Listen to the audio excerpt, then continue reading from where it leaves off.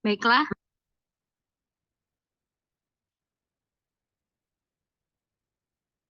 selamat malam Ibu dan semuanya. Alhamdulillah alamin wassalatu wassalamu ala rasulina sayyidina Muhammadin wa ala alihi wa sahbihi ajma'in. Alhamdulillah pada malam ini kita bisa berkumpul sama-sama di line Salimah Taiwan. Eh, Semoga cara pada malam hari ini bisa menambah khazanah ilmu pengetahuan kita dan semoga bisa eh, memberikan mungkin solusi yang dihadapi oleh teman-teman semua di kehidupan sehari-hari. Baiklah, marilah kita buka acara pada malam hari ini dengan bacaan basmalah dan surah Al-Fatihah. Yang Rajim, Bismillahirrahmanirrahim. Alhamdulillahirabbil alamin, arrahmanirrahim, maliki yaumiddin, iyyaka na'budu wa iyyaka nasta'in. Ihdinas siratal mustaqim, siratal ladzina an'amta 'alaihim, ghairil maghdubi 'alaihim waladdallin. Amin. Dan selanjutnya dilanjutkan baca tilawah yang akan dibacakan oleh Tina Isma. Kepada Mbak Isma, silahkan untuk membacakan tilawah. Baik, terima kasih Bu Gita. Bismillahirrahmanirrahim. Assalamualaikum warahmatullahi wabarakatuh. Silakan sahabat yang ingin menyimak surat Al-Hujurat ayat 11 dan ayat 12. A'udzu billahi minasy syaithanir rajim. Bismillahirrahmanirrahim. يا أيها الذين آمنوا لا يسخر قوم من قوم عسى أن يكونوا خيرا منهم ولا نساء من نساء عسى أن يكن خيرا منهن ولا تلمزوا أنفسكم ولا تنابزوا بالألقاب بئس الاسم الفسوق بعد الإيمان ومن لم يتب فأولئك هم الظالمون يا أيها الذين آمنوا اجتنبوا كثيرا من الظن إن بعض الظن إثم ولا تجسسوا ولا يغتب بعضكم بعضا أيحب أحدكم أن يأكل لحم أخيه ميتا فكرهتموه واتقوا الله إن الله تواب rahim.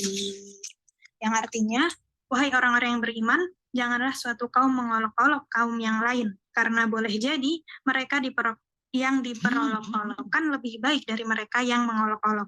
Dan jangan pula perempuan-perempuan mengolok-olokkan perempuan lain, karena boleh jadi perempuan yang diperolok-olokkan lebih baik dari perempuan yang mengolok-olok. Janganlah kamu saling mencela satu sama lain, dan janganlah saling memanggil dengan gelar-gelar yang buruk. Seburuk-buruk panggilan adalah panggilan yang buruk atau fasik setelah beriman. Dan barang siapa tidak bertobat, maka mereka itulah orang-orang yang zalim. Wahai orang-orang yang beriman, jauhilah banyak dari prasangka. Sesungguhnya sebagian prasangka itu dosa. Dan janganlah kamu mencari-cari kesalahan orang lain. Dan janganlah ada di antara kamu yang menggunjing sebagian yang lain. Apakah ada di antara kamu yang suka memakan daging saudaranya yang sudah mati? Tentu kamu merasa jijik. Dan bertakwalah kepada Allah. Sungguh Allah Maha Penerima Taubat, Maha Penyayang. Sadaqallahul Azim. Maha suci Allah atas segala firman-Nya. Syukran. Wassalamualaikum warahmatullahi wabarakatuh. Saya kembalikan kepada Bu Huda. Baiklah, jazakillah khair Mbak Isma atas tilawah yang sudah dibacakan. Semoga bisa menambah keberkahan pada agenda kita malam hari ini. Baiklah, izin saya bacakan selanjutnya pada malam hari ini agenda kita terkait overthinking, Ibu dan Mbak sekalian. Sudah berulang, sudah kami posting juga terkait pengantarnya bahwa saya memang overthinking ini mungkin pada keseharian kita uh, terkadang sudah menjadi apa ya, kebiasaan mungkin ya, dan tanpa kita sadari gitu kita terlalu berpikir. Overthinking kan berpikir yang berlebihan ya, atau mungkin nanti ada insight lain dari Bu Dokter atas sebenarnya seperti apa sih overthinking itu, apakah memang yang kita anggap overthinking itu beneran overthinking gitu ya, sampai kita sebenarnya uh, overthinking terhadap overthinking gitu. Jadi agak membingungkan ya. Jadinya nanti semoga mendapat pencerahan dari Bu Dokter atas terkait tema pada malam hari ini. Baiklah, izin untuk membacakan sedikit CV dari beliau. Beliau adalah Dokter Fazia, spesialis kedokteran jiwa. Beliau adalah seorang psikiater di Rumah Sakit RSUD Haji Provinsi Jawa Timur, dan juga berpraktek di klinik IHC Nusantara Medika Utama. Beliau adalah lulusan dari Fakultas Kedokteran Unair Surabaya dan melanjutkan dari awalnya dari FK Unsyah dulu dari Banda Aceh, kemudian melanjutkan pendidikan dokter spesialis di FK Unair Surabaya. Beliau banyak mengisi webinar dan dari presentasi ilmiah, dan juga sudah memiliki beberapa publikasi. Semoga kita bisa mendapatkan banyak ilmu dari Dr. Fazia pada malam ini. Izin menyapa Dr. Fazia, selamat malam dokter. Saya perkenalkan, saya Nur Huda dok, yang akan nge-MC pada malam hari ini. Waalaikumsalam warahmatullahi wabarakatuh. Suara saya jelas ya, Mbak? Jelas dokter, alhamdulillah jelas. Nanti, oh iya udah bisa on cam ya dok. Nanti izin saya screen share dok, saya bantu screen share di sini, semoga sinyalnya bagus. Dan semoga nanti teman-teman juga nanti kalau ada kendala bisa menyampaikan di grup. Baiklah, mungkin tanpa memperpanjang waktunya sekitar 45 menit ya dok ya, paling lama ya dok. Oke. Terima kasih dokter, silakan kepada Dokter Fazia untuk materinya. Saya mulai ya, Mbak. Bismillahirrahmanirrahim. Assalamualaikum warahmatullahi wabarakatuh. Alhamdulillahirrahmanirrahim. Segala puji bagi Allah. Terima kasih sebelumnya saya sudah diundang malam ini. Di sana sepertinya jam 8:30 ya. Masih bisa bertahan di jam-jam ngantuk ya. Soalnya sudah mulai malam. Semoga apa yang saya sampaikan hari malam ini bisa bermanfaat untuk kita semua. Sebenarnya di sini hanya sekedar sharing ilmu ya, berbagi sedikit tentang overthinking. Terima kasih saya sudah diundang malam ini. Baik, ini saya berarti menjelaskan saja ya Mbak, tidak pakai share screen atau gimana ya? Saya sambil OTW coba share screen dok, tapi dokter sambil jelaskan nggak apa-apa dok. Oke, kalau misalnya nggak bisa di share screen, di share di grup aja mungkin nggak apa-apa ya Mbak. Kalau mungkin. Oh iya dok, nggak apa-apa dok. Nanti saya sambil coba dulu dok. Ya, baik. Jadi topik kita malam ini ya tentang overthinking. Nah, mungkin kenapa dipilih topik overthinking karena memang overthinking ini yang sering dialami oleh banyak orang, termasuk mungkin di antara kita juga pernah mengalami overthinking. Entah itu karena hal-hal kecil yang ada di sekitar kita, misalnya karena masalah finansial mungkin ya, atau masalah pekerjaan. Nah, itu masalah-masalah yang bisa memunculkan overthinking. Nah, dari overthinking ini bisa muncul suatu gangguan kecemasan ya, karena terlalu dipikir secara berulang-ulang yang akhirnya menimbulkan kekhawatiran, ya, kecemasan, ketakutan, yang akhirnya bisa mengganggu produktivitas dan fungsi sosial serta fungsi sehari-harinya ya. Jadi overthinking itu sangat berhubungan dengan gangguan kecemasan ya. Nah, selain overthinking, itu sebenarnya juga ada yang namanya insecure ya. Jadi, kita terkadang seringnya ketika kita terlalu memikirkan sesuatu hal yang uh, terlalu berputar-putar, berpikir pada satu hal tanpa mencari solusi, itu kan akan menjadi overthinking. Nah, karena overthinking itu tadi, maka akan muncul yang namanya insecure. Insecure itu adalah merasa tidak nyaman dengan lingkungan, merasa rendah diri, merasa diri tidak mampu, ya, tidak percaya diri, sehingga menganggap diri ini nggak bisa apa-apa, merasa lebih rendah daripada orang lain, tidak layak untuk diapresiasi, bahkan kita tidak mampu menghargai pencapaian yang sudah kita miliki, ya. Jadi overthinking sama insecure itu seperti lingkaran setan. Jadi orang yang overthinking itu bisa mengalami insecure, begitu juga sebaliknya. Orang yang insecure itu juga akan terjebak dalam overthinking ya. Jadi di dalam overthinking itu ada dua istilah ya. Yang pertama itu adalah ruminasi.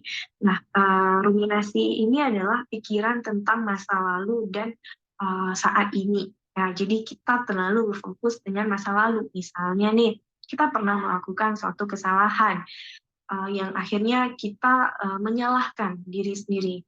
Misalnya kita melakukan satu contoh, misalnya kita gagal dalam masuk perguruan tinggi yang kita harapkan. Atau misalnya kita gagal mendapatkan pekerjaan yang kita inginkan.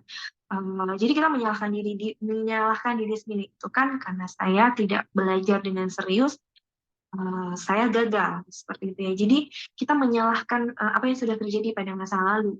Padahal ya belum tentu kan, belum tentu karena kita tidak berusaha lebih, pasti kita sudah berusaha. Hanya mungkin ya itu belum jatahnya kita, belum rezekinya kita. Namun kita sudah terjebak dalam pemikiran yang stuck gitu ya, stuck tentang kejadian di masa lalu yang berefek ke kejadian saat ini ya. Itu yang disebut dengan ruminasi. Jadi ada dua istilah di overthinking, ruminasi. Yang kedua itu adalah worry, khawatir ya, khawatir tentang masa depan. Mbak, maaf ini kayaknya nggak bisa ya, unable to share screen ya. Jadi ini saya ngomong aja ya. Iya dok, ya dok. Dari tadi nggak nampak ya dok ya? Nggak muncul. Nggak tahu deh, di saya nggak muncul. Saya nggak tahu yang lain. Oh iya iya. Ada sedikit. Ada muncul. Di sini muncul. Oh iya, Muncul saya ya? lanjut berarti screen-nya. Oh gitu. Soalnya saya nggak bisa lihat. Coba lagi aja Mbak, coba lagi aja. Kenapa saya nggak bisa ya?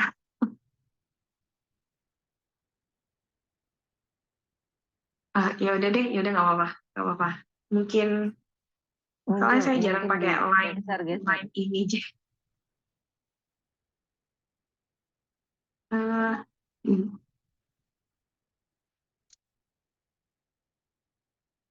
Nggak muncul di saya. Ya udah nggak apa-apa. Soalnya di saya ini unable to see, nggak bisa. Ya udah, ya saya lanjut aja. Ini mungkin slide-nya tidak terlalu banyak, jadi saya cerita aja, menjelaskan saja ya. Jadi slide-nya mungkin poin-poinnya saja. Nah, saya lanjut ke tadi dua istilah di overthinking. Yang pertama itu adalah ruminasi, yang kedua itu adalah worry. Worry itu adalah terlalu mengkhawatirkan tentang masa depan. Nah, ruminasi tadi itu stuck dengan masa lalu dan kondisi dia saat ini. Nah, worry itu adalah terlalu khawatir dengan masa depan. Jadi misalnya khawatir, kira-kira nanti aku bisa selesai kuliah nggak ya? Itu kalau misalnya udah lulus kuliah, bisa dapat pekerjaan nggak ya? Aku bisa dapat pekerjaan yang bagus nggak ya? Bisa dapat gaji yang besar nggak ya? Aku bisa menikah nggak ya? Akan ada yang mau dengan aku nggak? Jadi pikirannya tuh penuh dengan khawatiran-khawatiran masa depan yang belum tentu akan terjadi seperti itu. Jadi pikirannya itu penuh dengan penyesalan kejadian masa lalu yang mungkin berefek dengan kondisi saat ini dan juga kekhawatiran tentang kondisi di masa depan ya. Nah, kita masuk dalam overthinking. Apa sih sebenarnya overthinking itu?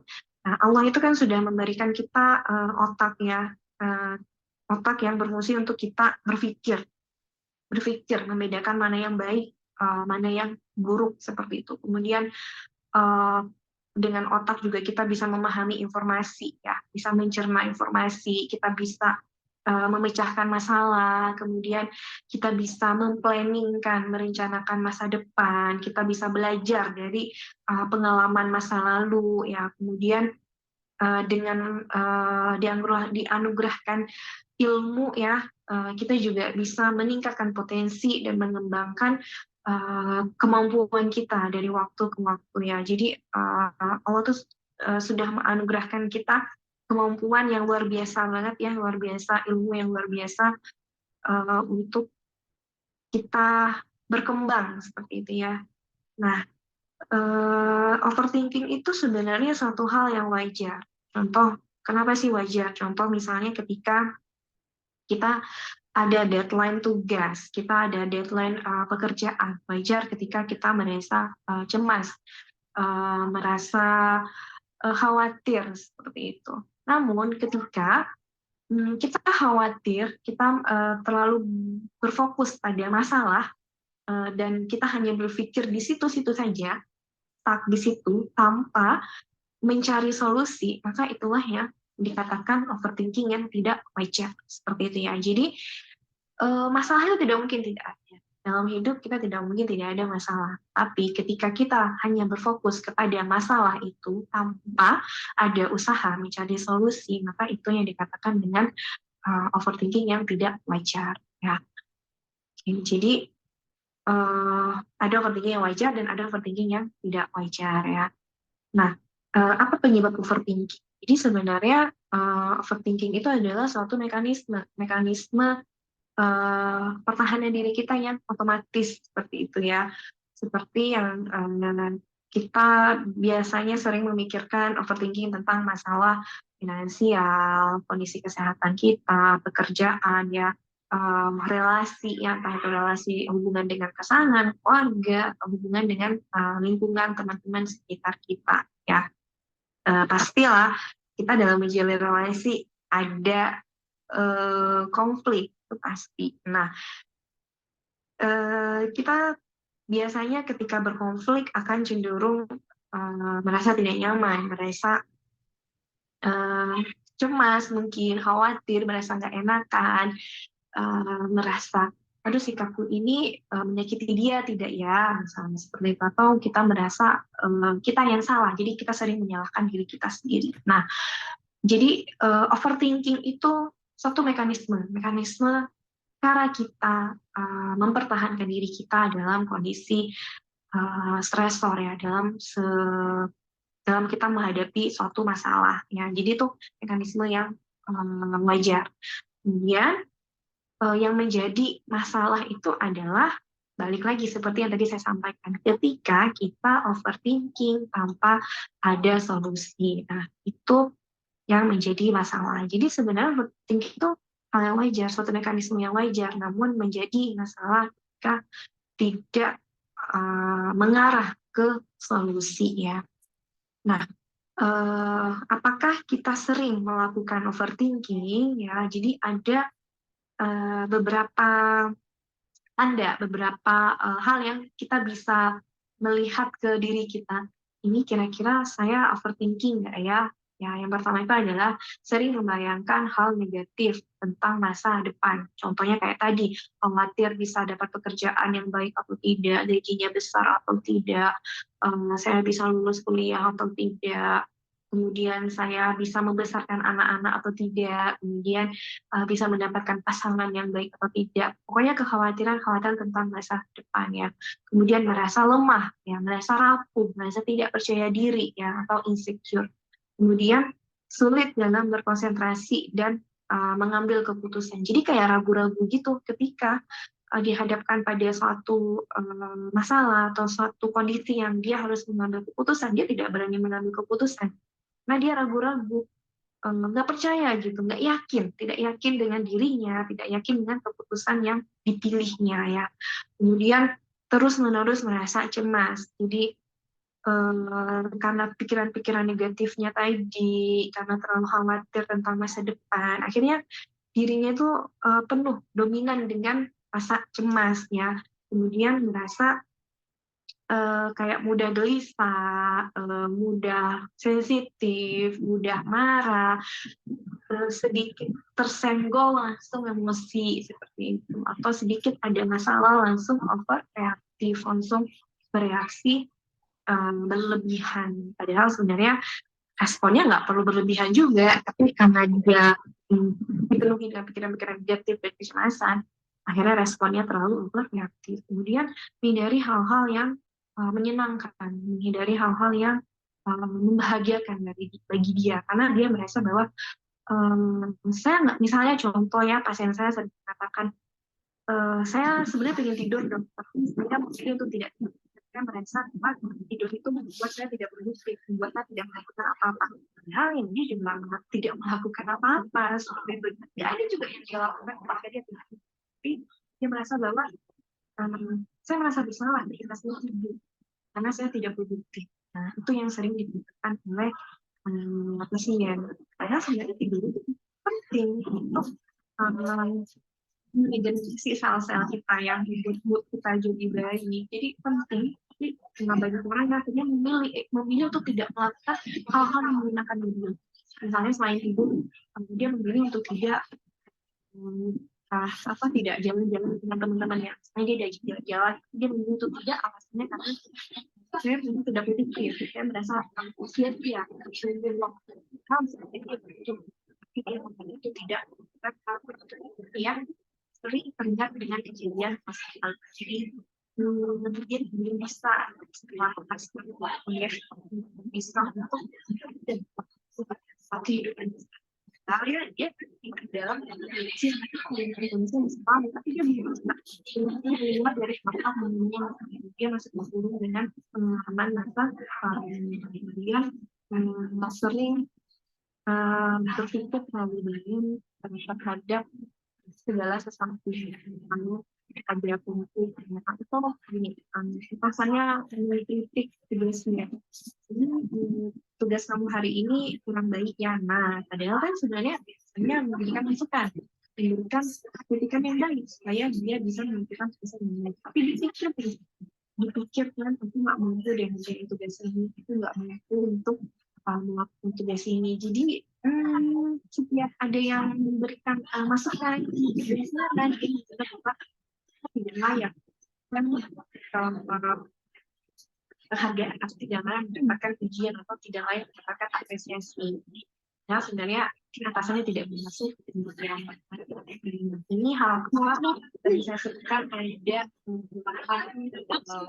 ciri-ciri pertama saya pasti kita sering melakukan thinking ya. Oke, Mbak, ini mau apa? Mau ada temen yang bocor kayaknya mic-nya. Siapa ya? Di situ ada apa siapa ya? Siapa, Mbak Farida atau Mbak siapa ya? Udah di Farida, Bu, sudah saya itu. Oh iya. Oke. Terima kasih. Monggo Dok dilanjutin Dok, tadi suara mic-nya ada yang bocor. Soalnya nggak bisa di-unmute dari hostnya ya. Harus ya. Oke, baik. Jadi setelah kita tahu apakah saya itu termasuk dalam orang yang sering overthinking atau tidak, kemudian kita mencari tahu apa sih sebenarnya jenis-jenis overthinking itu ya. Nah, ada banyak jenis-jenis overthinking ya. Nah, saya tidak menjelaskan semuanya. Saya mengambil yang sering kita alami saja ya. Jadi ada yang namanya dikotomus thinking ya. Dikotomus thinking itu adalah berpikir pada suatu definisi yang absolut. Gitu. Jadi tidak ada kemungkinan yang lain. Pokoknya kalau A ya, contoh misalnya adalah kalau aku dapat nilai 7 itu tandanya aku gagal. Udah, dia nggak akan berpikir lain. 7 itu sebenarnya lo nilai bagus, kamu udah hebat, kamu sudah berusaha lebih, dan kamu udah hebat, kamu udah bisa mendapatkan nilai 7. Tapi enggak, bagi dia adalah aku dapat nilai 7 ya gagal, udah selesai. Nggak bisa dia berpikir dari segi yang lain, dari sudut pandang yang lain. Nggak bisa. Jadi udah punya definisi yang absolut buat dia. Udah punya definisi yang mutlak yang dia yakini. Itu namanya dikotomus thinking ya. Kemudian ada over generalisasi. Jadi misalnya ada satu hal atau kejadian ya, kejadian yang terjadi, misalnya gini deh, ada teman kita yang telat ya, atau teman kita yang mungkin tidak mengerjakan tugasnya ya. Karena satu oknum ini, karena satu oknum ini, kita mengeneralisasi bahwa semua orang, semua temannya sama seperti dia. Semua temannya itu adalah seorang yang pemalas. Padahal sebenarnya kan hanya satu orang ini saja, hanya oknum ini saja. Namun kita sudah mengeneralisasi bahwa semuanya sama seperti si A ini ya. Contoh lainnya adalah misalnya kalau aku dapat nilai C, misalnya, kalau ujian matematika aku dapat nilai C, maka nilai ujian aku yang lainnya juga akan dapat nilai C, ya. Padahal belum tentu, tapi dia mengeneralisasi hanya karena satu mata kuliah atau satu pelajaran dia mendapat nilai C, maka dia mengeneralisasi bahwa yang lainnya juga akan mendapat nilai C, ya. Kemudian adalah self blaming. Jadi dia sering menganggap dirinya bersalah. Misalnya ada satu kejadian air tumpah atau makanan tumpah di depan. Nah, itu dia menyalahkan dirinya. Nah, itu kan coba kalau misalnya aku nggak lewat situ tadi, nggak kesenggol si waitersnya, mungkin tidak kesenggol temannya, maka kejadian itu tidak akan terjadi. Jadi dia menyalahkan diri sendiri. Padahal ya belum tentu salah dia ya. Bisa jadi mungkin yang memang yang bawa makanan itu tidak hati-hati, tidak melihat ada orang jalan di depannya, akhirnya kesenggol. Jadi tapi dia tidak mau menerima hal itu, dia menyalahkan dirinya atas kejadian itu ya. Kemudian ada juga yang berpikir apa namanya, seharusnya begini, seharusnya tidak begini, seperti itu ya. Jadi misalnya dia itu punya suatu tuntutan yang terlalu berlebihan dalam hidupnya ya. Dia punya norma-norma yang nggak bisa di apa ya, tidak fleksibel lah ya, terlalu rigid, terlalu kaku, terlalu strict, nggak bisa diganggu gugat gitu, nggak bisa diubah-ubah. Nah, dia terlalu meyakini aturan-aturan yang dibuatnya sendiri ya, sendiri, yang akhirnya aturan-aturan itu yang membuat dia sering cemas, sering stres kalau tidak sesuai dengan apa yang udah dibuat. Nah, jadi itu namanya show. Seharusnya kan aturan aku begini, begini, begini. Jadi harus sesuai dengan apa yang sudah aku harapkan. Kalau itu tidak sesuai, maka dia akan menjadi overthinking, dia akan menjadi cemas, seperti itu, akan menjadi khawatir ya. Kemudian ada yang namanya berpikir black or white ya, hanya berpikir ada hitam dan putih, tapi tidak ada abu-abu ya. Jadi hanya ada dua, baik atau tidak. Padahal kan nggak selamanya seperti itu ya. Ada yang namanya abu-abu. Nggak harus ketika ada teman yang datang telat, maka kita menilai teman itu jelek. Ketika ada teman yang baik, teman yang datang tepat waktu, kita langsung menghakimi dia baik. Kan tidak bisa seperti itu ya. Tapi bagi orang-orang yang overthinking hanya ada dua, yaitu baik atau buruk, hitam atau putih ya. Kemudian ada yang katastrofik ya. Katastrofik itu adalah meyakini hal buruk akan terjadi. Misalnya, kalau aku telat jemput anak, maka suami akan sangat marah, seperti itu. Atau kalau saya lewat jalan A, maka saya akan mengalami kecelakaan atau akan mengalami suatu peristiwa tidak menyenangkan, seperti itu. Jadi dia meyakini ada suatu peristiwa besar yang akan terjadi pada dirinya. Jadi pikirannya penuh dengan ketakutan, ya. Kemudian ada juga namanya labeling, ya. Labeling itu adalah kita melabel diri kita atau kita melabel orang-orang di sekitar kita dengan hal-hal yang negatif, ya. Nah, apa sih sebenarnya efek overthinking ini? Setelah kita belajar apa saja jenis overthinking dan apa ciri-ciri apakah saya termasuk overthinking atau tidak. Nah, efeknya apa sih efek overthinking terhadap diri kita, ya, terhadap kehidupan kita. Jadi yang pertama itu adalah kita tidak mampu mengambil keputusan, ragu-ragu, ya, ragu-ragu.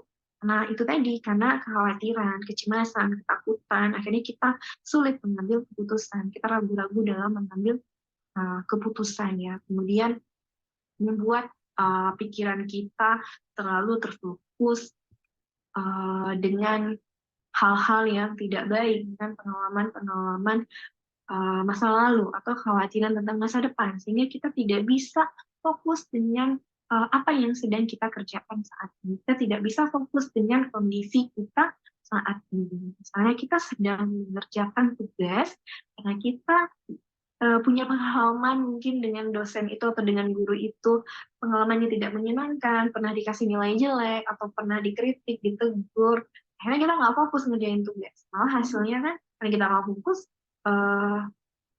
tidak maksimal mengerjakan tugas, yang mungkin hasilnya juga tidak baik, akhirnya kita semakin yakin dengan overthinking kita. Tuh kan benar, dosen itu nggak baik, dosen itu ngasih aku nilai jelek. Nah, padahal bukan karena dosen yang ngasih nilai jelek, ya dia aja yang nggak bisa fokus dengan kondisinya saat ini, fokus dengan dia mengerjakan tugasnya. Kemudian akan menimbulkan gangguan kecemasan, ya, akan menimbulkan kegelisahan, tidak nyaman, ya. Yang seperti tadi saya sebutkan sebelumnya, sensitif, ya, baperan, mudah emosi, kemudian jadi sedih, ya, sedih berlebih, dan juga pastinya akan mengalami gangguan sulit tidur, ya, gangguan tidur. Kepikiran terus, mau tidur nggak bisa, atau bisa tidur sebentar, kebangun tengah malam nggak bisa tidur lagi, ya. Itu beberapa efek dari overthinking, ya. Nah, apa sih yang bisa kita lakukan untuk menghentikan overthinking ini, ya? Ada beberapa cara, yang bisa kita lakukan untuk menghentikan overthinking ini, ya. Jadi ada terapi pengobatan. Nah, ketika memang kecemasan itu sudah mengganggu fungsi sehari-hari kita, sudah membuat kita tidak bisa produktif, tidak bisa berfungsi dalam sosial, pekerjaan, pendidikan, dan fungsi sehari-hari kita, ADL kita, ya, terganggu, activity daily living kita terganggu, maka itu sudah saatnya kita mencari bantuan ke tenaga profesional, ya. Nah, kecemasan ataupun depresi, ya, gangguan jiwa itu kan sebenarnya terjadi masalahnya di otak, ya, di otak kita. Jadi ada gangguan senyawa-senyawa kimia di otak kita yang akhirnya yang harusnya senyawa kimia itu berfungsi untuk memberikan rasa tenang, rasa nyaman, self reward, bahagia, motivasi, tapi karena kadarnya itu sudah rendah, akhirnya harus kita bantu dengan obat, ya. Jadi terapi yang pertama itu adalah pengobatan, mengurangi dulu kecemasannya, keluhannya. Karena misalnya dia masih cemas, ketika kita ngomong nggak bisa ditangkap. Misalnya saya mencoba mengajak pasien ngomong, ya, itu nggak bisa masuk pasti, karena pikiran dia penuh dengan kecemasan. Jadi sama aja, mau kita ajak bicara, kita melakukan terapi yang lain, misalnya mindfulness atau terapi kognitif dan perilaku, itu nggak akan bisa masuk, karena memang otak dia masih belum mampu memproses apa yang disampaikan oleh terapisnya, sehingga kita perlu memberikan dia pengobatan dulu untuk memperbaiki senyawa-senyawa kimia di otak dan menurunkan keluhan-keluhannya, jadi memperbaiki gejalanya. Nah, ketika gejala itu sudah membaik, barulah kita bisa mengajari yang lain selain obat ya. Yang pertama itu adalah relaksasi. Nah, relaksasi ini bisa relaksasi pernafasan, bisa juga relaksasi melalui panca indera. Relaksasi pernafasan itu mungkin ibu-ibu, mbak-mbak di sini udah sering ya mendengar relaksasi pernafasan itu seperti kita duduk rileks, bersandar, kemudian kita bisa memasang instrumen yang apapun itu yang menenangkan, kemudian sambil kita mungkin bisa memejamkan mata atau bisa juga matanya dibuka, kita duduk senyaman mungkin, kemudian kita mencoba menarik nafas dalam ya, menarik nafas dalam. Jadi tarik nafas itu lewat hidung ya. Kita coba tarik nafas lewat hidung. Kemudian kita tahan, kita bisa hitung dalam hati, kita tahan 3 detik ya. Jadi kita tarik nafas dalam hidung, kemudian kita tahan, kita hitung 1, 2, 3, kemudian kita hembuskan pelan-pelan lewat mulut ya. Setelah kita tarik nafas dari hidung, kita hembuskan lewat mulut. Jadi kita benar-benar merasakan ketika kita menarik nafas dalam, udara itu masuk ke dalam paru-paru kita. Paru-paru kita mengembang, dan kemudian ketika kita mengeluarkan udara tersebut, kita merasakan paru-paru kita kempes gitu ya. Dan itu bisa dilakukan secara berulang kali ya. Tidak ada waktu, terserah mau melakukan kapan, secara berulang. Nah, itu bisa menimbulkan ketenangan. Itu yang relaksasi pernafasan. Nah, selain relaksasi pernafasan, ada yang namanya relaksasi panca indera. Jadi kita memakai 5 panca indera kita untuk relaksasi. Yang pertama itu adalah relaksasi dengan penciuman ya. Jadi kita bisa mencium wangi-wangian yang menenangkan. Misalnya ibu-ibu sukanya wangi-wangian yang apa ya? Minyak kayu putih misalnya ya, atau wangi-wangian bunga melati, ya apapun lah wangi-wangian yang mungkin memberikan ketenangan, itu bisa dicium ya. Atau bisa kita sediakan di tas kita. Jadi kalau misalnya sedang jalan-jalan, kemudian timbul kecemasan, kita bisa mencium wangian itu ya. Kemudian kita juga bisa melakukan relaksasi dengan penglihatan ya, penglihatan. Jadi contohnya adalah kita melihat warna-warna bunga, misalnya kita melihat bunga yang warna-warni, kita melihat langit yang biru, kemudian kita melihat foto orang yang kita sayangi, mungkin foto keluarga kita, foto orang tua ya, atau kita melihat lukisan atau tempat yang sangat ingin kita kunjungi, seperti itu, sambil membayangkan suatu saat kita akan berada di tempat itu ya. Itu bisa kita lakukan, yaitu relaksasi penglihatan. Atau kita mencari 5 benda yang warnanya sama di sekitar kita. Nah, itu bisa sebagai metode relaksasi penglihatan. Kemudian yang ketiga itu adalah pendengaran ya. Pendengaran itu bisa dengan mendengarkan instrumen, mendengarkan merotal, mungkin mendengarkan musik-musik yang menenangkan, atau mendengar desiran ombak, ya, mendengar bunyi angin, atau white noise, itu bisa kita lakukan. Kemudian relaksasi dengan indera pengecapan. Indera pengecapan ini ya bisa makan. Jadi jangan merasa bersalah ketika makan. Kalau memang itu membuat kita tenang, misalnya makan coklat, es krim, seperti itu ya, roti, cake, atau apapun lah yang kita sukai. Kemudian yang terakhir adalah dengan relaksasi dengan indera sentuhan. Jadi bisa dengan memakai baju yang sangat halus ya, misalnya kain sutra atau selimut yang sangat halus, kemudian atau misalnya bisa juga kayak mainan anak-anak yang diremas-remas itu, namanya apa ya? Saya lupa. Pokoknya yang Squishy. Kenapa? Squishy. Ya, itu dia. Jadi itu bisa relaksasikan ya, bisa merelaksasikan. Nah, kemudian selain relaksasi, bentar.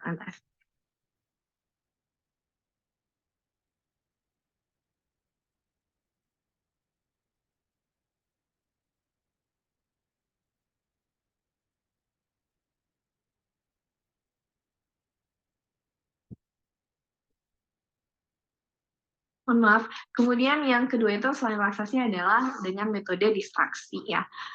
Nah, kita harus bedakan antara distraksi ini. Kita harus bedakan antara distraksi dengan avoidance ya. Jadi distraksi itu bukan berarti jadi distraksi itu kan kita mengalihkan sesaat kondisi yang membuat kita tidak nyaman. Sedangkan avoidance itu adalah kita lari dari masalah. Nah, distraksi ini kita mengalihkan sesaat, namun kita ketika kita sudah mulai tenang, kita kembali untuk menyelesaikan masalah itu. Misalnya, ketika kita pergi ke suatu toko baju, kita ingin beli baju, kemudian kita tanya sama penjualnya, Bu atau Mbak, baju ini ada ukurannya tidak atau ada warnanya tidak, tapi si penjaga toko itu tidak melayani kita dengan ramah karena ketika itu sedang banyak pembeli yang lain. Nah, kita jadi marah, kita jadi kesal. Yang akhirnya daripada saya marah, daripada saya uring-uringan di sini, lebih baik saya pergi sejenak meninggalkan toko ini sambil kita menenangkan diri, dan ketika toko itu sudah sepi, kita bisa balik lagi dan pasti si penjual baju itu akan melayani kita dengan ramah. Nah, itu dia namanya distraksi. Kalau avoidance itu, ya udah, kamu pergi lagi ke toko ini, penjualnya nggak ramah, ya udah, jadi dia menghindar. Nah, itu juga dalam kondisi masalah. Misalnya kita sedang ada konflik dengan teman kerja kita atau dengan teman sekolah kita pergi sejenak mencari tempat yang nyaman atau mencari tempat untuk menenangkan diri, dan ketika kita sudah tenang, kita sudah bisa berpikir jernih, kita kembali lagi untuk menyelesaikan masalah itu. Nah, itu distraksi ya. Distraksi itu juga banyak caranya. Bisa dengan main game, nonton, jalan-jalan ya. Bisa juga dengan membantu orang lain, menjadi volunteer, ya, menawarkan bantuan ke orang lain, atau kita berfokus dengan hal-hal yang baik, kita mencoba mencari hal apa sih yang sudah saya dapatkan, hal apa yang bisa saya banggakan dari diri saya. Nah, itu bisa menjadi salah satu cara untuk distraksi. Kemudian, yang ketiga itu adalah dengan latihan mindfulness ya. Nah, jadi latihan mindfulness itu prinsipnya adalah kita berfokus dengan kondisi saat ini ya. Jadi latihan mindfulness itu adalah kita tidak membiarkan pikiran kita berlari-lari ke mana-mana. Jadi karena ada yang namanya tuh automatic thought ya. Pikirannya tuh autopilot. Jadi kayak ketika kita melihat kecoa, kita akan otomatis teriak. Padahal kita teriak juga nggak nyelesain masalah ya. Terusnya apa yang kita lakukan? Ya, kita ambil sepotan misalnya, atau kita ambil sapu, kita pukul kecoanya, kita usir kecoanya ya. Selesai masalahnya. Kalau kita teriak kan nggak selesai, kecoa juga akan tetap di situ. Contohnya misalnya ya. Kemudian ketika atasan kita marah misalnya, kita akan bereaksi dengan balik marah, atau akan bereaksi dengan membela diri. Tapi saya kan udah melakukan kerjaan saya dengan baik, misalnya kita akan mencari pertahanan diri ya dengan membela diri kita. Yang mungkin sebenarnya tidak sepenuhnya juga kita benar ya, mungkin ada andil salah kita juga, cuma kita nggak mau mengakui hal itu.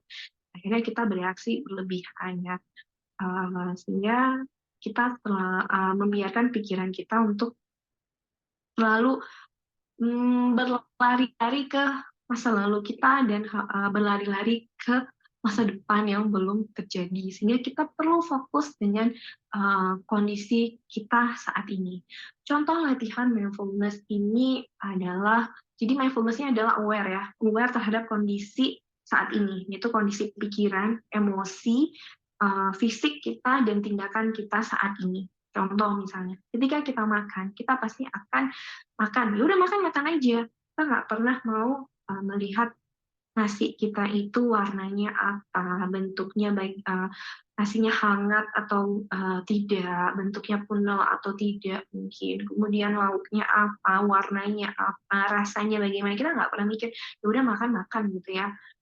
Kadang mungkin sekali dua kali punya langsung nelan, ya itu otomatis memang seperti itu. Tapi kita mencoba untuk melakukan mindful eating misalnya. Ketika kita makan, kita benar-benar memperhatikan makanan kita dan kita benar-benar merasakan kunyahan ya. Ketika kita mengunyah, kita benar-benar merasakan dan ketika makanan itu masuk, kita benar-benar merasa kenyang, mungkin seperti itu. Kemudian ketika kita mandi ya mandi aja ya, selesai. 1 menit selesai mungkin ya.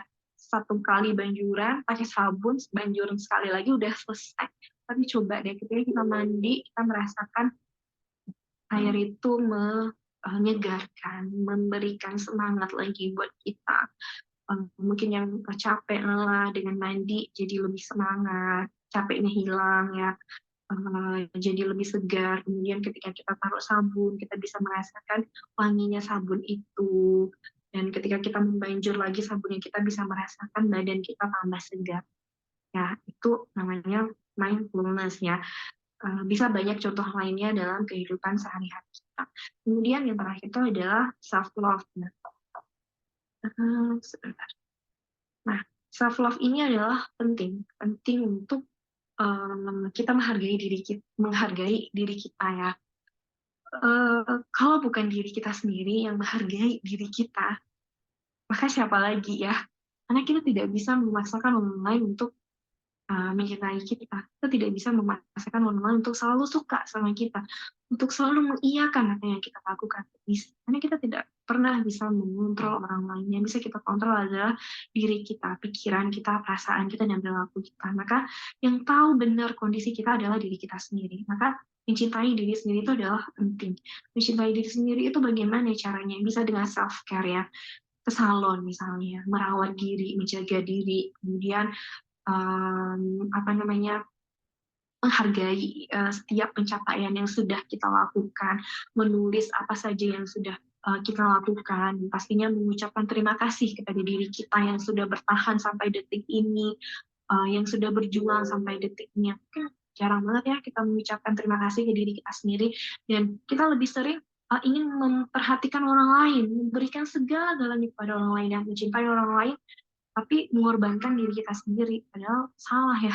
Sebenarnya harusnya kita memperhatikan diri kita sendiri. Dan kalau memang kita bisa mencintai orang lain lebih, kenapa kita nggak bisa mencintai diri kita juga lebih, seperti itu ya. Jadi penting sekali mencintai diri kita, karena dengan kita bisa mencintai diri kita, maka kita akan bisa menghargai diri kita, bersyukur ya pastinya ya, yang kita mencintai diri kita, maka kita akan bersyukur dengan apa yang sudah kita miliki dan dengan apa yang sudah Allah kasih buat kita ya.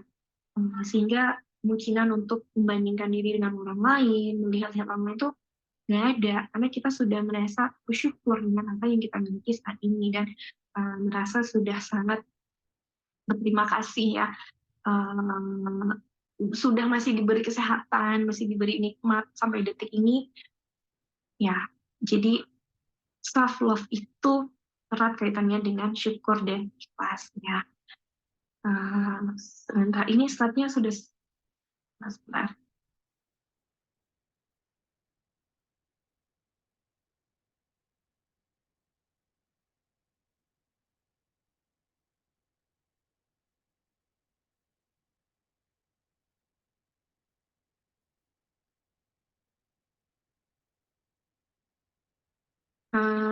Kayaknya udah selesai ya. Oh, insecure ya? Belum ya? Maaf, saya nggak ngeliat slide soalnya. Oke. Itu tentang overthinking ya. Nah, sebenarnya insecure tadi saya sudah bahas singkat ya, kalau insecure itu adalah merasa diri tidak nyaman, merasa rendah diri, merasa tidak percaya diri, rendah diri ya. Jadi penuh dengan keraguan-raguan tentang diri dia ya. Nah, beberapa penyebab dari insecure itu adalah akhirnya pengalaman masa lalu ya, pengalaman masa lalu seperti riwayat trauma, pola asuh keluarga, jadi mungkin orang tuanya terlalu otoriter, terlalu keras ya, terlalu keras, atau orang tuanya terlalu Kan orang tuanya ambivalen. Si ibu bilang boleh, si bapak bilang nggak boleh. Akhirnya anaknya bingung ya, bingung mengikut yang mana. Kemudian juga terlalu banyak tuntutan dari lingkungan atau tuntutan dari sekolah. Yang kamu pokoknya harus dapat nilai bagus. Kalau kamu nggak dapat nilai bagus, maka kamu nggak masuk dalam kelompok ini. Misalnya ada suatu kelompok sekolah ternama, sekolah yang keren, mengkelompok-kelompokkan orang. Kalau dia bisa dapat nilai 9 semua misalnya ya, dia boleh masuk kelompok ini. Kalau enggak, ya dia nggak bisa. Nah, tuntutan-tuntutan itu akhirnya membuat seseorang merasa tidak percaya diri ya. Kemudian emosi yang tidak stabil ya. Nah, ciri-ciri seseorang mengalami insecure adalah ya itu tadi karena tidak ada rasa percaya diri, tidak ada rasa mencintai diri, akhirnya mudah curiga, cemburu ya, cemburu dengan orang lain, misalnya cemburu dengan pasangan, kemudian membanding-bandingkan diri dengan orang lain, iri melihat orang lain di media sosial, kemudian ketika ada orang yang mungkin pencapaiannya lebih baik, mungkin punya mobil yang lebih bagus atau punya rumah yang lebih mewah, lebih besar, iri, ingin juga merasa menjelek-jelekkan dia seperti itu. Pokoknya tidak bahagia melihat orang lain bahagia. Kemudian menunda-nunda tugas, kemudian tidak mampu menyelesaikan tugas tepat waktu, sering mengkritik orang lain ya, sering mengkritik orang lain.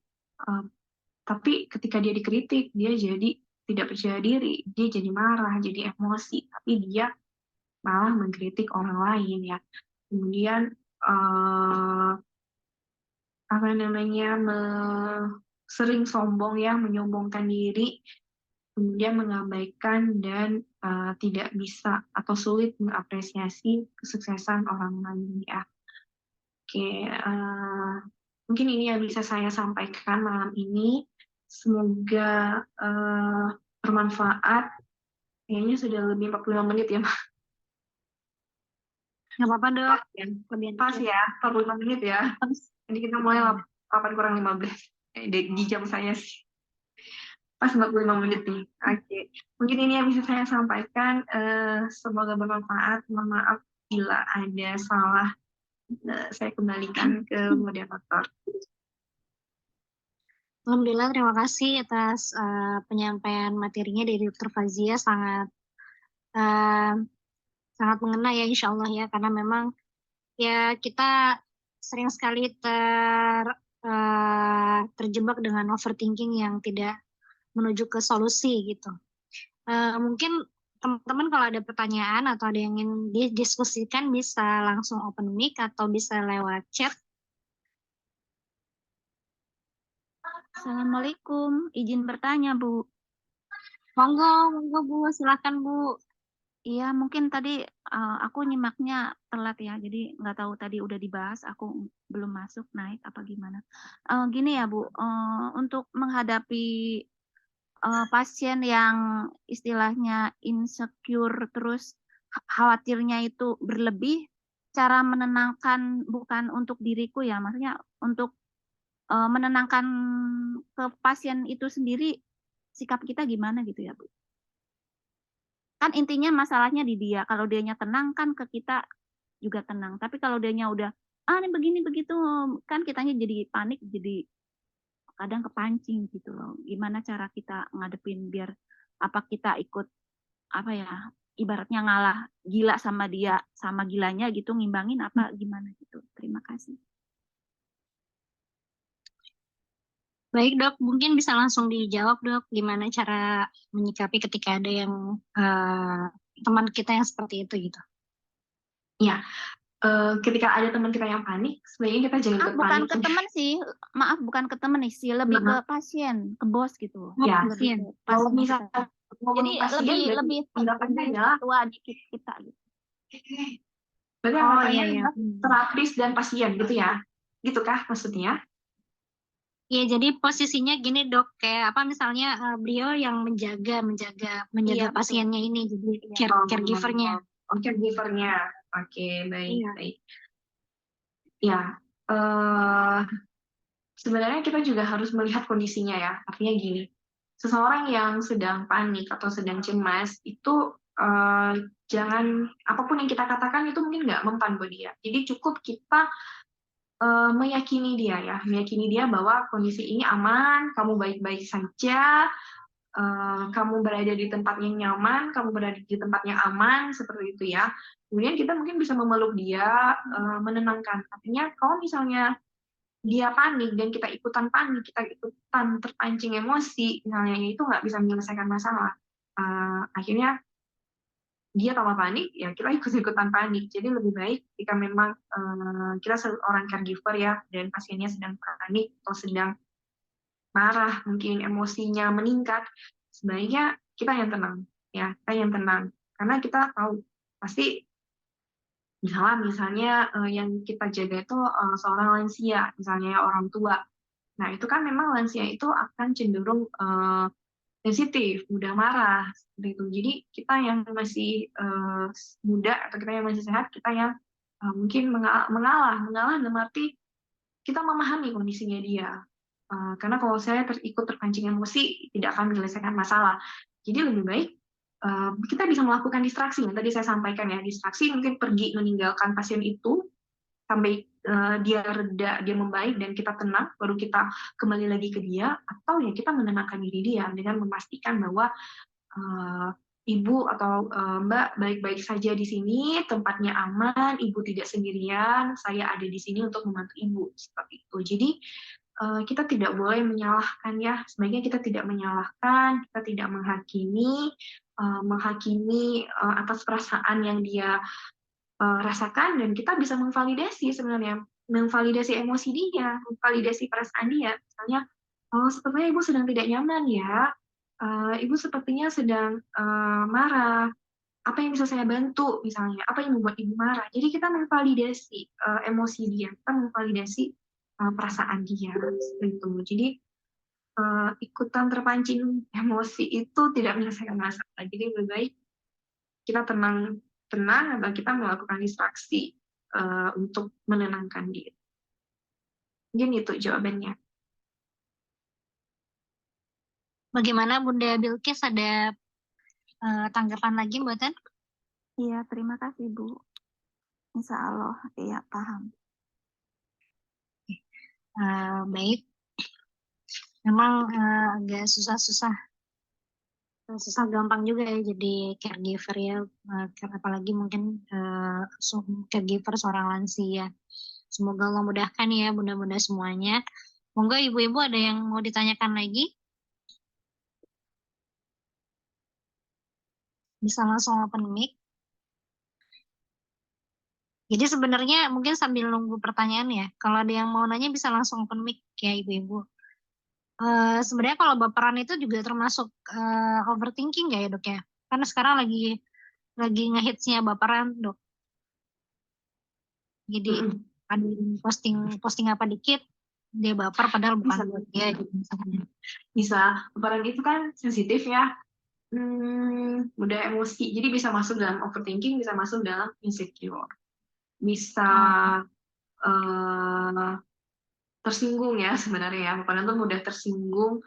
Padahal kan mungkin sebenarnya maksud si pembicara itu tidak seperti itu. Namun kita kayak fokus ke kritiknya ya. Kita tidak melihat sisi yang lain, kita tidak melihat, oh dia mengkritik saya supaya saya bisa lebih berkembang, supaya saya lebih meningkatkan potensi saya. Dia nggak melihat itu, tapi dia melihat ke hal yang negatifnya tadi, ke yang apa, ke hal yang dikritik itu. Nah, jadi dia lebih ke itu overthinking dan insecure. Jadi bisa baperan itu bisa masuk dalam overthinking dan insecure. Baik dok, terima kasih dok. Monggo teman-teman ada lagi yang mau ingin ditanyakan atau didiskusikan, silahkan. Jadi yang poin pentingnya, monggo Mbak siapa? Mbak Ulfa. Mbak Ulfa, monggo Mbak Ulfa. Ya, Assalamualaikum dokter, terima kasih atas materinya. Kalau saya soalnya saya join karena sangat relate yang overthinking ini, karena kayaknya kalau misalkan lagi mengerjakan A itu kayak pikirannya itu udah langsung ada di hal yang akan dikerjakan atau bahkan yang sudah dikerjakan. Jadi kayak susah banget untuk belajar mindful. Padahal udah berlatih, udah berusaha ikutin jurnal segala macam. Dan terakhir kemarin beberapa konten tentang overthinking akhirnya mengarah ke yang namanya ADHD. Dan kalau ngeliat simptom gejala-gejalanya tuh kok kayaknya banyak yang mirip. Nah kalau misalkan ini kita baiknya tuh seperti apa ya, untuk kan kita tidak boleh self diagnose. Nah sekarang juga lagi ada di proses apa ya, saya lagi ikut kayak psikoterapi counseling gitu yang kayak betul gimana gimana caranya kita untuk bisa tahu ini akar masalahnya tuh sebetulnya ada di mana ya. Jadi kapan diagnosa itu bisa dikasih tahu ke misalkan saya gitu. Saya udah beberapa kali pertemuan tapi kayaknya selama ini udah ngerjain PR-nya juga tapi kayak masih apa ya, agak kesulitan untuk kok saya jadi kayak terburu-buru sebenarnya saya kenapa, itu yang jadi pertanyaan besarnya gitu. Nah, itu apakah kayak gitu tuh normal atau ya udah ikutin aja, latihan aja, udah slow proses kayak gitu dok. Pendapat dokter gimana? Terima kasih. Tadi katanya gejalanya mirip ADHD. Ya kalau dilihat dari kayak gitu kan, soalnya saya juga lihat ADHD itu kayak modelnya kayak spektrum juga ya, kayak ada yang kayak saya kurang paham, makanya saya mau nanya sebetulnya overthinking kapan bisa dibilang dia nanti mengarah ke ADHD itu gitu. Usianya berapa ya? Usianya berapa sekarang? Saya usianya 20 berapa? 33. 33. Terus ini terapinya sama psikolog. Itu sama siapa? Ya, psikolog. Dengan psikolog. Oke. Sudah berapa kali pertemuan? Dua. Sebelumnya udah pernah, cuma sempat kayak break lama karena kan ada hamil, melahirkan kayak gitu. Oke. Untuk penegakan diagnosanya itu memang benar ya, benar kita tidak boleh self diagnose ya. Jadi lebih baik untuk memastikan diagnosa apa, kita konsul ke tenaga profesional ya, bisa ke psikiater atau ke psikolog bisa. ADHD itu jadi gini, ada yang namanya ADHD dewasa, tapi biasanya ADHD dewasa itu pasti ada gejala ketika dia kecil ya. Jadi kalau misalnya mbaknya kan sekarang usia 33 tahun, kalau baru muncul ADHD saat ini itu sih jarang ya. Jadi mungkin tidak mengarah ke ADHD, saya tidak tahu pasti. Kita belum, saya belum mewawancara secara dalam ya. Karena untuk menegakkan diagnosa pastinya kita harus mewawancara pasiennya dulu, kita benar-benar memastikan keluhan pasiennya itu mengarah ke mana ya. Kemudian ketika memang sudah terapi dengan psikolog dan itu dirasa belum membaik, itu artinya ada sesuatu yang masih kurang. Seperti tadi yang saya jelaskan di awal ya, ada terapi pengobat obat dan non obat. Jadi ketika memang udah ke psikolog nih, soalnya pengalaman saya sendiri ya, banyak pasien saya yang awalnya itu memilih ke psikolognya karena memang masih banyak orang yang tidak masih belum bisa membedakan psikolog sama psikiater ya.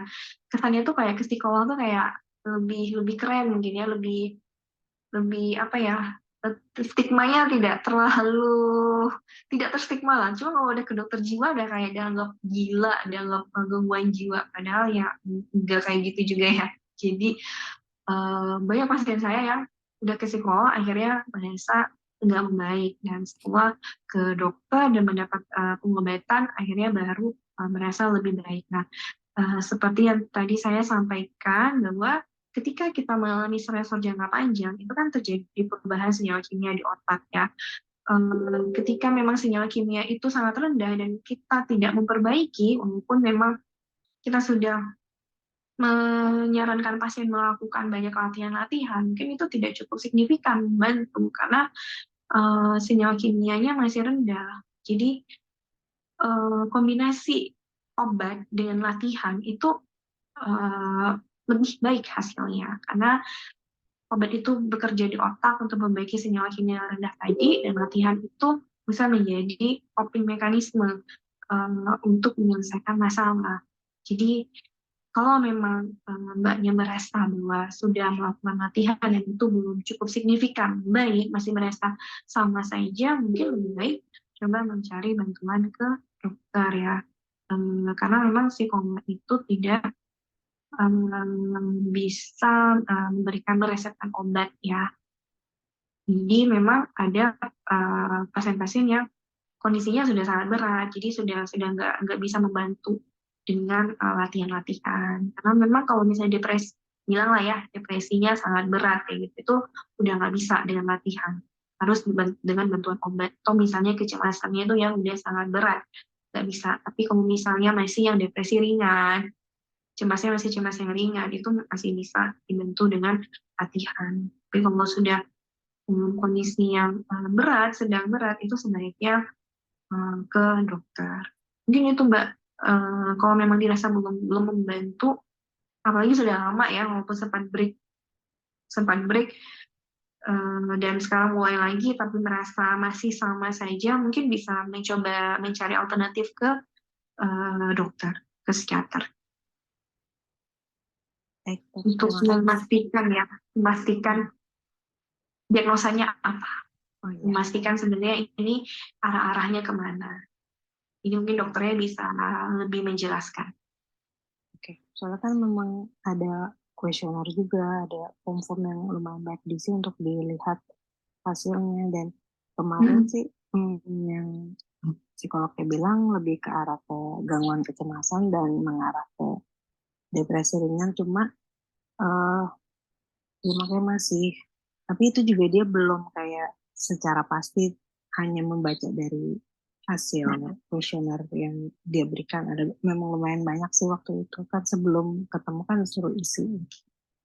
Oke, terima kasih Dok atas saran. Soalnya kemarin memang agak mau ke psikiater, tapi mau coba psikolog dulu karena mungkin karena literasi saya kurang juga, jadi kalau misalkan baca-baca itu biasanya tahapnya ke psikolog dulu. Memang nanti kalau misalkan itu, makanya pengen tahu batasannya itu seperti apa kita butuh untuk bisa lebih lari ke obat. Karena kalau untuk obat, apalagi saya juga bukan orang yang pengkonsumsi obat, jadi nggak terbiasa. Jadi mungkin mau cari yang non medicine dulu gitu. Awalnya berpikir seperti itu, cuma mungkin karena dapat gambaran seperti ini ya, terima kasih Dok. Nanti mungkin akan di follow up. Iya, karena saya pribadi sih ya, kuesioner itu sebagai sebagai penunjang sih, sebagai kayak penunjang ya, tapi tetap diagnosa pastinya itu adalah dari cerita pasiennya ya, dari keluhan-keluhan yang disampaikan oleh pasien. Karena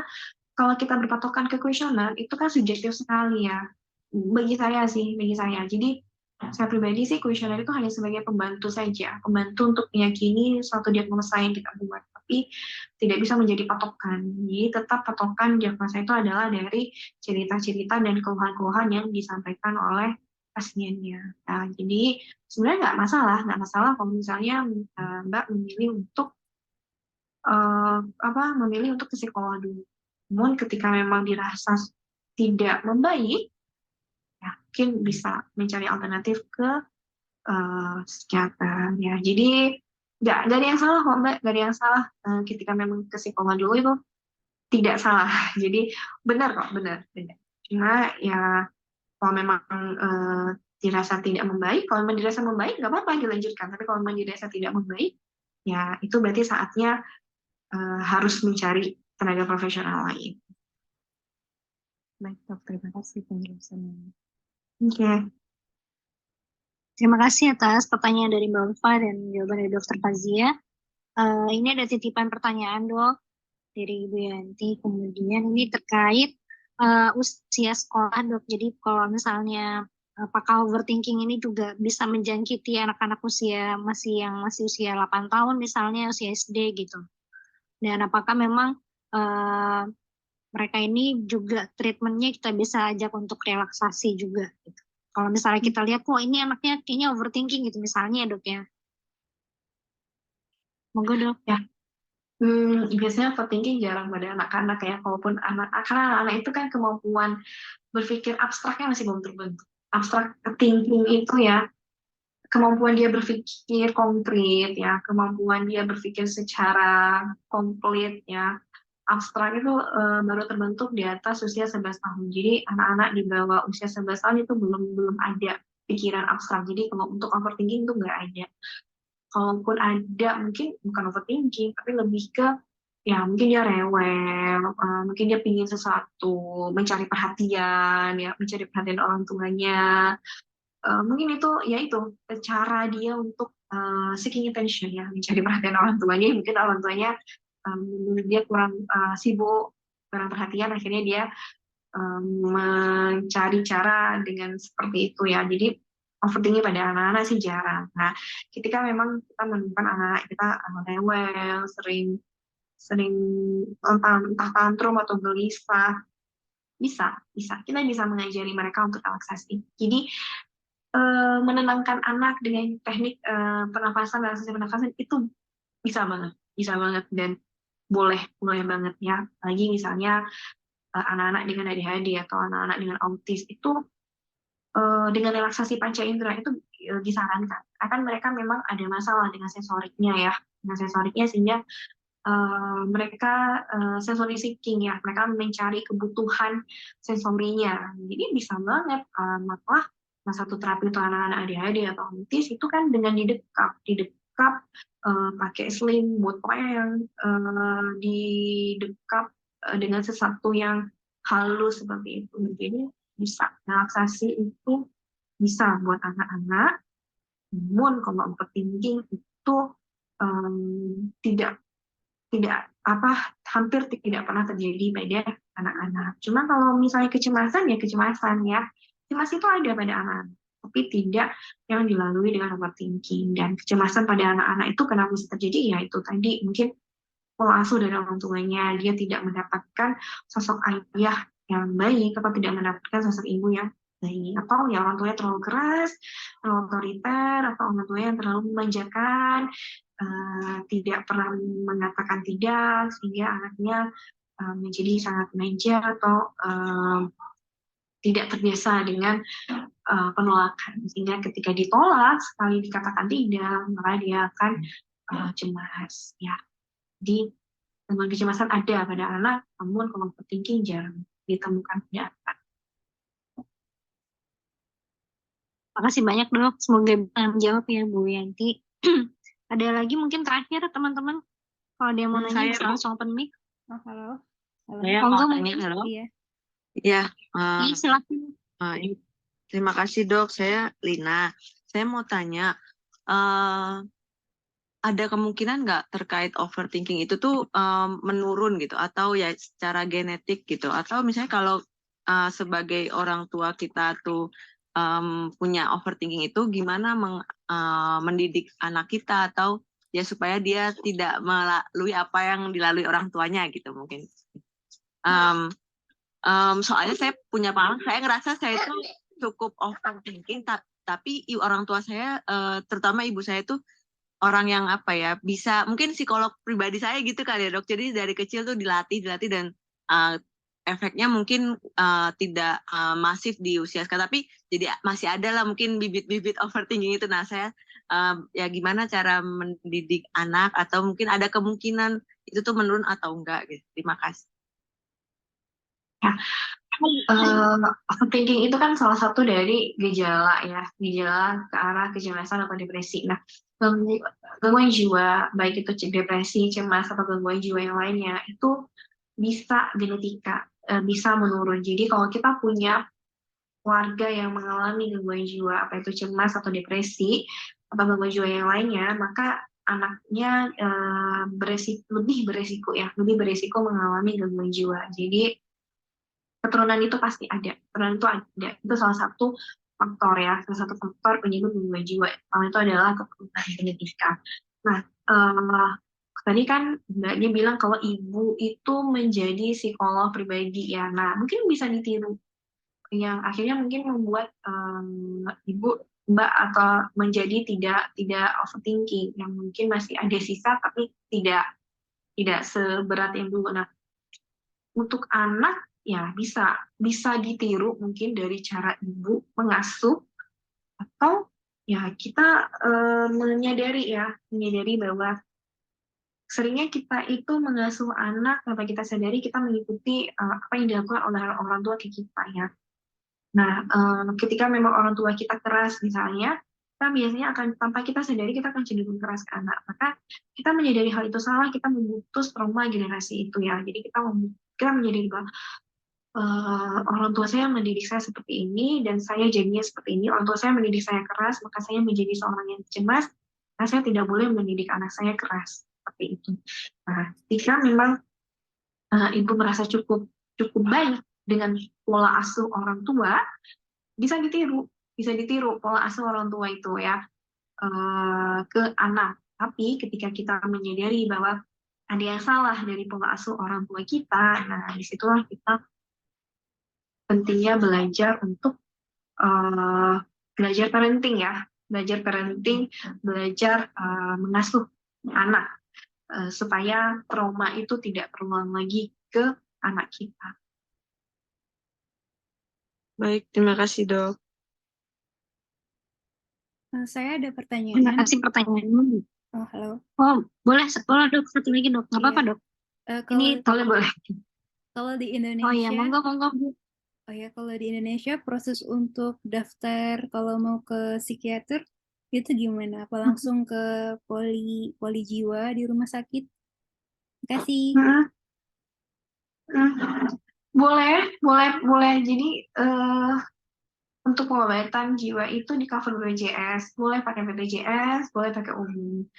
Kalau pakai BPJS bisa minta rujukan dulu ke puskesmas ya, atau ke fasilitas kesehatan tingkat 1 kayak klinik pertama atau puskesmas. Kalau memang mau daftar umum bisa langsung datang. Jadi pemerintah sudah menyediakan BPJS ya, jadi tidak perlu khawatir lagi, tidak perlu takut tidak bisa membayar atau membeli obat. Dengan BPJS semuanya sudah gratis. Jadi artinya adalah tidak ada kata untuk ketika kita merasa bahwa kondisi kita tidak baik-baik saja, tidak ada alasan untuk menunda mencari pengobatan karena alasan finansial. Nah, bisa di-cover oleh BPJS ya. Jadi ketika memang kita merasa sedang tidak baik-baik saja atau kita mendapatkan ada keluarga yang mungkin perubahan perilaku, silahkan bisa segera mencari bantuan ke tenaga profesional terdekat ya. Jadi tidak perlu khawatir terus membayar mahal, nah bisa memakai BPJS. Oke, makasih. Makasih. Alhamdulillah sudah menuju pukul 22 di sini dok, kurang 5.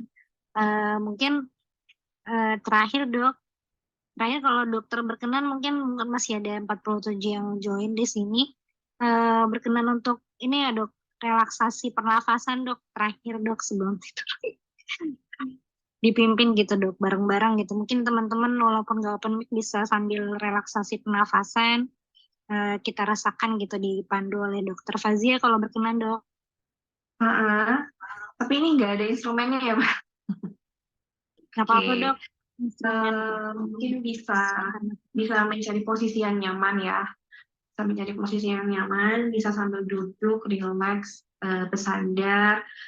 Mungkin tangannya bisa digenggam di atas paha ya.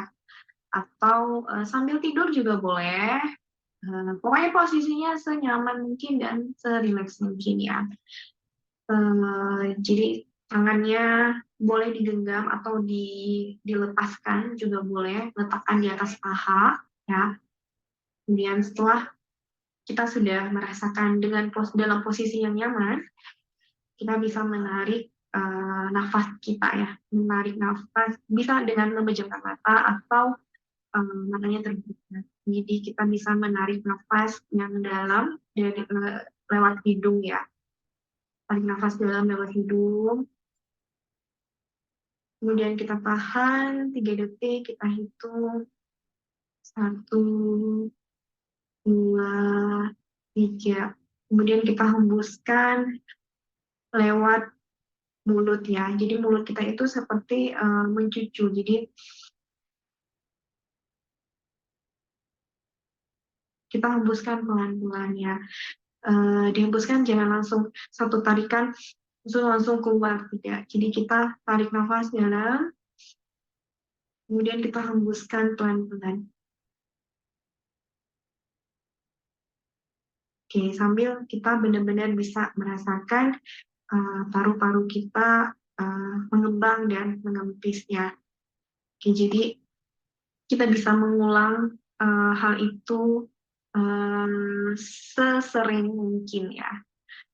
Jadi kita melakukan tarik nafas dalam lagi lewat hidung, kemudian kita keluarkan pelan-pelan. Mulutnya itu posisinya seperti mencucu ya, dan dikeluarkan secara pelan-pelan juga ya.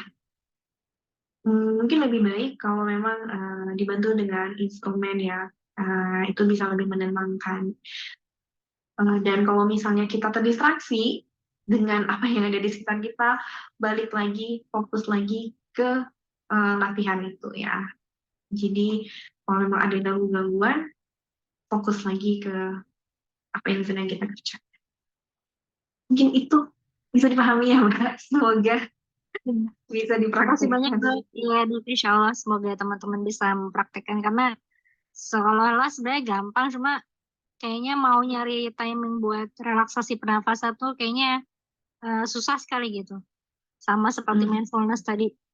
Karena mindfulness itu saya ingat beberapa waktu lalu pada waktu pandemi pertengahan itu sempat